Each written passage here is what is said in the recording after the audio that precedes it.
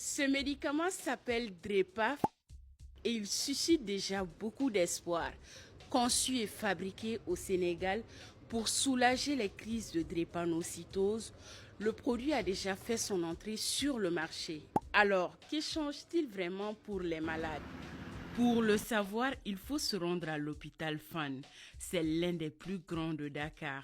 Chaque jour, les malades sont nombreux à venir se soigner dans le service du docteur Indou Demli. La forme actuellement lancée par l'ONG DREP Afrique sous le nom de DREPAF, sa particularité, c'est que cette présentation existe avec des formes adultes et des formes pédiatriques. Nous avons des formes dosées à 100 mg, même si ce sont des gélules, mais le fait que ce soit dosé à 100 mg, cela prend en compte le besoin chez les enfants, parce que nous, en pédiatrie, nos prescriptions se font sur la base du poids de l'enfant. Vous allez vous rendre compte qu'avec la prise de ce médicament-là, les crises vont être de moins en moins fréquentes.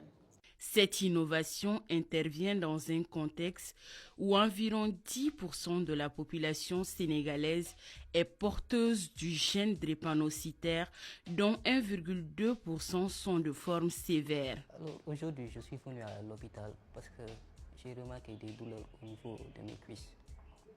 Des fois, je fais des crises et quand ça commence, j'ai hyper chaud, j'ai des douleurs très atroces.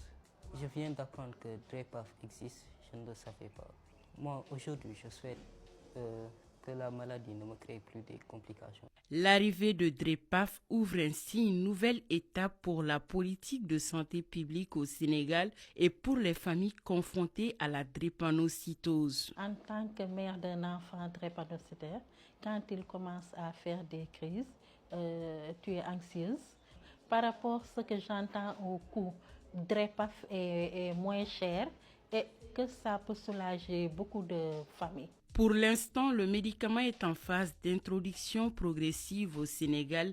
Il doit être disponible sur toute l'étendue du territoire en 2026.